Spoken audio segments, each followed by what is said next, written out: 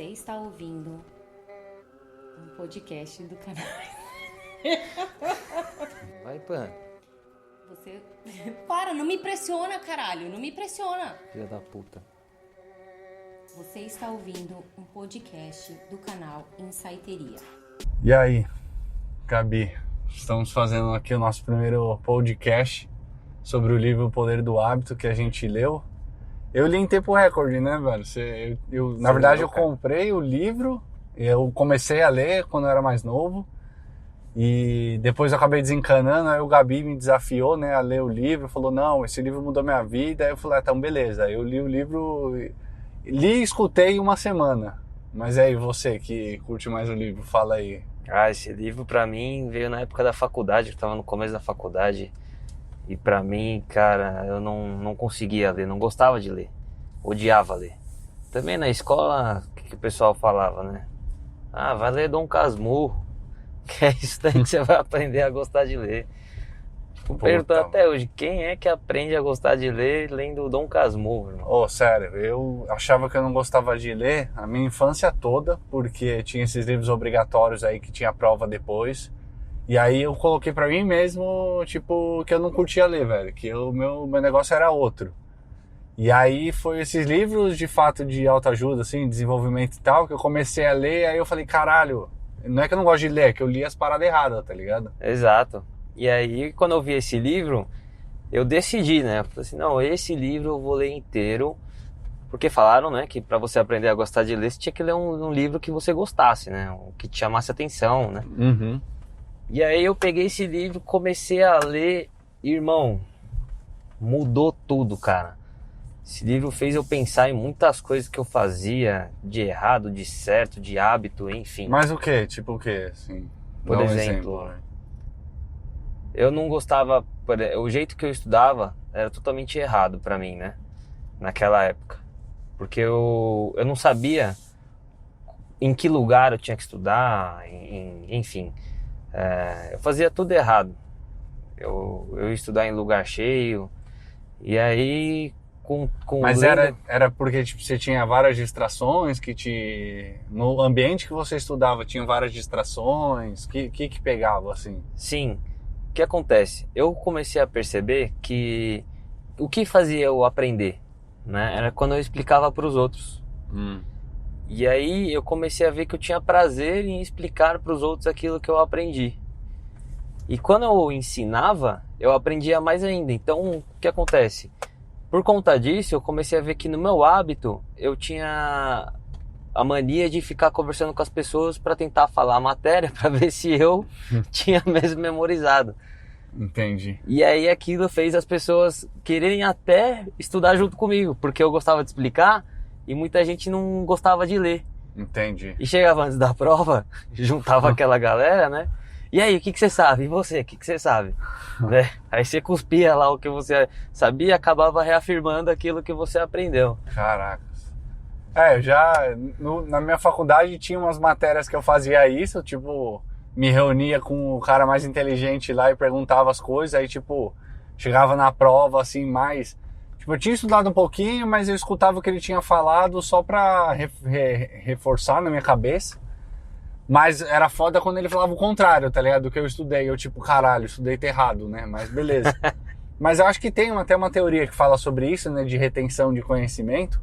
Que quando você vê, você retém tanto. Quando você vê e escreve tanto. Quando você explica pra outra pessoa, é um dos mais altos, né? Você já ouviu falar disso? Eu já ouvi falar desse de escrever. Que quando você escreve, você retém mais a informação. Mas de explicar, cara...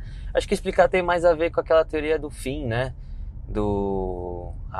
Como aprender qualquer coisa. Já viu esse vídeo? Não.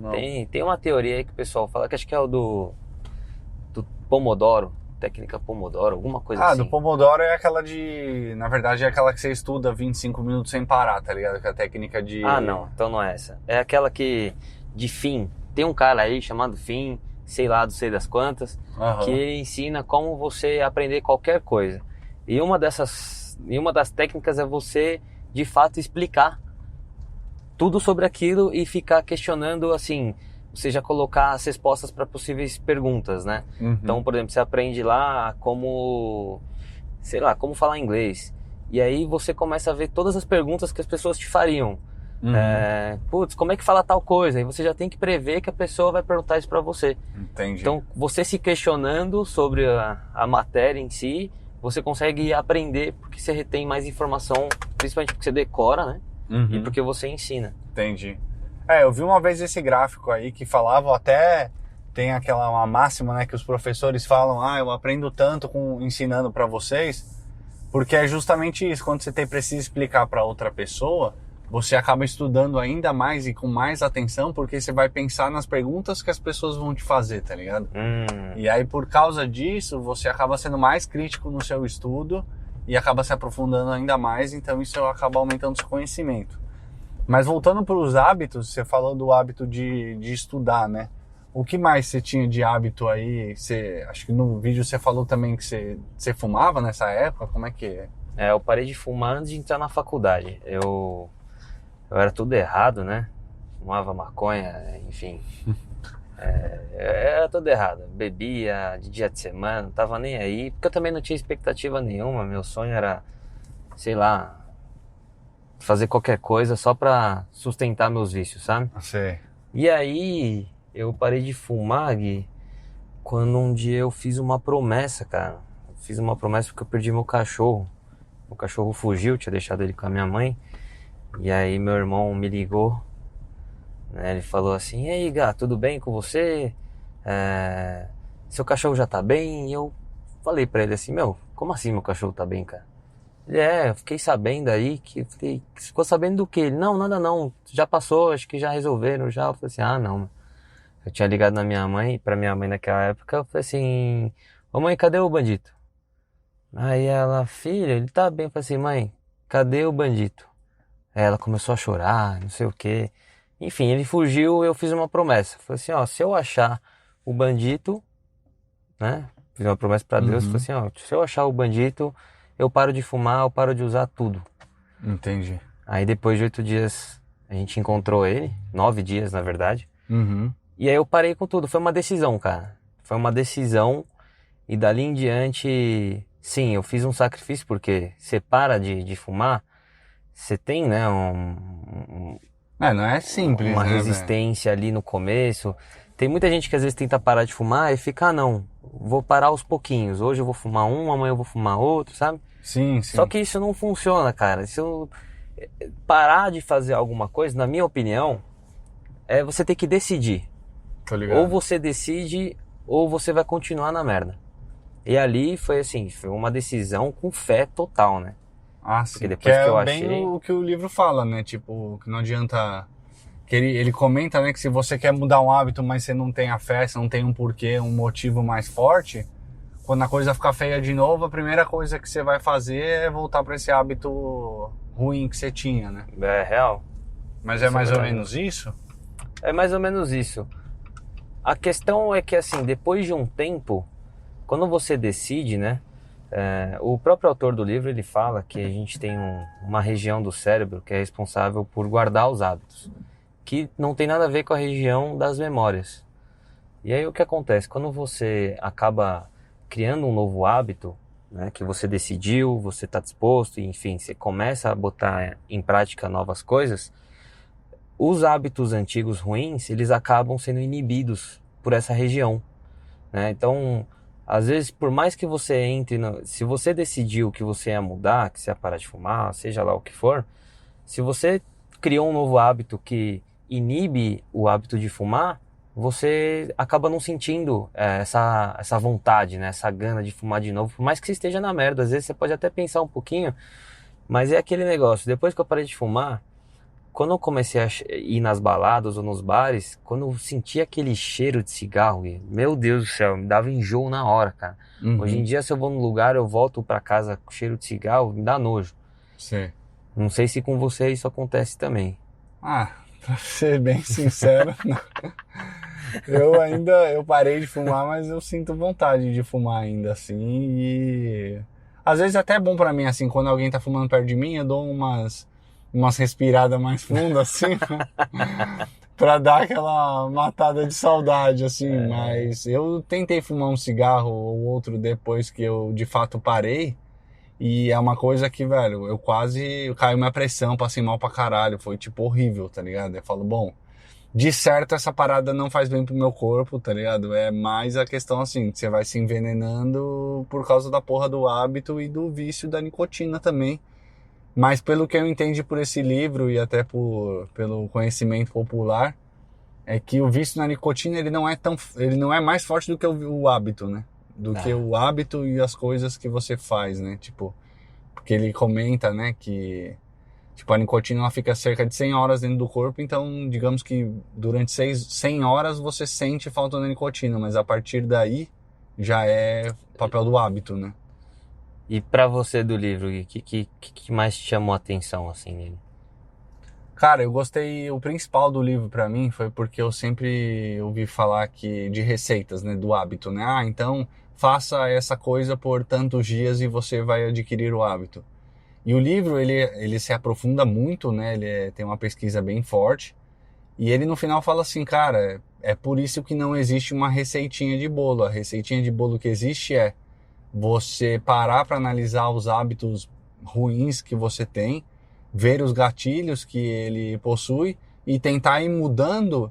E é bem fazendo experimentações, que nem a questão do parar à tarde, né, para comer alguma coisa, sei lá, um doce, né, que ele dá o exemplo do próprio livro, né. Tipo, beleza, você vai lá, para à tarde, mas tenta não comer o doce. Aí ele vira e fala, e aí, sentiu falta ou não? Senti, então tenta comer uma maçã. Ou não, você nem tava com fome, bebe uma água.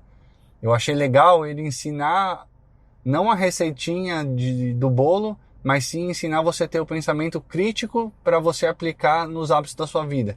Porque ele fala, né, que cada hábito é diferente, o seu corpo ele absorve de uma forma diferente, então você tem que usar uma abordagem diferente para cada coisa que você quiser mudar. E isso para mim respondeu o porquê que nem todas essas receitas dão certo, né? Porque cada um aplica para alguma coisa e aí para alguns dá certo, para outros não, né? Eu acho engraçado que você até comentou, né, que ele fala que ele engordava, né, por causa de um muffin. Do exemplo, né, do livro. Porra, velho. Mano, assim, é que eu gosto desses exemplos que eles são bem ilustrativos, mas a gente sabe que você comer um muffin à tarde, você não vai engordar, velho. Provavelmente você tá engordando porque você tá comendo tudo errado, velho. Não coloque a culpa só no muffin, né? Mas isso é normal, velho. Tá de palhaçada. Tipo, é a coca, né? Eu tô tomando coca depois do almoço, é por isso que eu tô engordando. Não, mas tô no Mac e me vê uma Coca Zero, né? Mas é tipo isso, então eu vou cortar a coca. Aí você continua comendo merda, que aí você vai no Mac, mas você pede a Coca Zero. Não, eu tô fazendo o meu papel. Mas, enfim, por outro lado, eu critiquei essa questão da Coca Zero, mas me lembrou um outro ponto, que é o que ele fala das pequenas vitórias, né? Que você tem que ter, que isso eu achei sensacional. Que é tipo, você ir no Mac e você tomar a Coca Zero, de certa forma, o não tomar a Coca normal já é uma pequena vitória que você está adaptando ali. Então, tipo, não tomo mais Coca normal, só tomo agora Coca sem açúcar. Então, esse pequeno hábito, ele pode fazer com que você vá cortando o açúcar da sua dieta e no futuro você aplique isso para o resto da sua dieta diária, né, que você come. O que você acha disso? Eu acho que é real mesmo, cara. A gente tem que parar com alguma coisa, né? Assim, muitas vezes a gente vê um hábito e a gente acha que a gente não é capaz de mudar, né? Uhum. Então a gente acaba deixando levar. Só que às vezes um mini hábito aí que você muda, vai mudando outros. Sim. Que é esse exemplo. Por exemplo, se você às vezes decide fazer academia, assim, não adianta você querer ter o corpo lá do Schwarzenegger, né? Sim. Logo de cara. Então você começa aos poucos, você faz uma academia, todo mundo que fala assim, e aí, vou começar a academia, eu já vou procurar um personal, eu vou fazer dieta, mas, é muito trabalhoso e blá, blá, blá. Eu falo assim, começa a academia, cara. Começa a academia que você vai ver, com o tempo, você vai sentir necessidade de mudar outras coisas, tipo sua alimentação, as coisas que você faz, a bebida, enfim. Sim. E isso aconteceu comigo também, né? Teve uma época que eu cortei o álcool também, por causa da academia. Entendi. Mano, eu fico puto com essas paradas de quando alguém tá tentando mudar alguma coisa na vida dela, aí fala lá, sei lá, tem o Mirão lá, meu sogro, ele começa a fazer academia, aí faz academia todo dia. Aí do nada você vê a pratada, ele tá comendo um pratão de uma coisa que engorda pra cacete. Aí o pessoal fala, que adianta você ir pra academia e agora você se alimenta mal pra caramba. Eu fico puto porque assim, primeiro, ele tá tentando, tá ligado? Ele tá indo pra academia pelo menos. Real. E aí, quem sabe, se ele continuar nessa pegada, depois ele chega num platô na academia que ele fale assim, porra, pra eu avançar daqui é só se eu começar agora a controlar minha boca. E aí, ele mesmo automaticamente vai passar a controlar a boca dele, mas isso vai vir de dentro dele, tá ligado? Não porque alguém falou, mas do tipo assim, olha, cheguei nesse platô, eu quero avançar, então eu vou começar a me alimentar melhor então. É uma decisão, né, meu? Só que aí, mano, às vezes a pessoa te critica ali do tipo, é verdade, né?